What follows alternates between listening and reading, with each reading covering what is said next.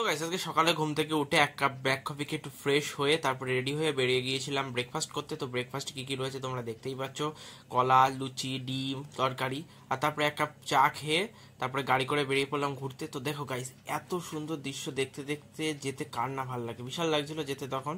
তো প্রথমেই আমরা চলে গিয়েছিলাম মন্দারমণিতে। তো মন্দারমণিতে গিয়ে খানিকক্ষণ সময় কাটালাম। সেখানে দেখতেই পাচ্ছ এই জায়গাটা কি সুন্দর লাগছে।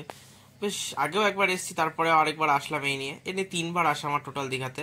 তো তারপরে চলে গেছিলাম তাজপুরে। সেখান থেকে কিছু ভিডিও নিচ্ছিলাম আমার এই মিনি ব্লগে অ্যাড করার জন্য। তো ভিডিওগুলো কেমন হয়েছে গাইজ জানিও একটু আমাকে।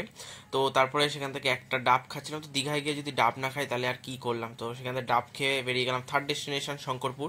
তো এখানে আমি আগেও এসেছি। তো দেখো গাইজ, জায়গাটা খুবই সুন্দর লাগছিল, ঢেউটা দেখো গাইজ কি সুন্দর লাগছে। একাই দুটো আইসক্রিম খেয়ে তারপরে চলে গেছিলাম এই মন্দিরটাতে।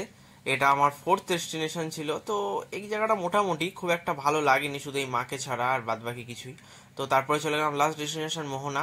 বেশ কিছুক্ষণ সময় কাটিয়েছিলাম, বেশ পোস্ট পাস মেরে ছবিও তুলেছিলাম। গাইজ দেখতে পাচ্ছ এসআরকে লাইট, আর দেবো আমি এসআরকে না। তো দেখতে পাচ্ছ গাইজ জায়গাটা কি সুন্দর ঢেউ আসছে এখানে। হোটেলে ফিরে খানিকক্ষণ রেস্ট করে বেরিয়ে গেছিলাম লাঞ্চ করতে। তো গাইজ দেখতে পাচ্ছ লাঞ্চে কি কি ছিল। সন্ধেবেলায় ওল্ড দীঘা সি বিচে সময়টা কাটিয়েছিলাম। তো দেখা হচ্ছে পরের ভিডিওতে। বা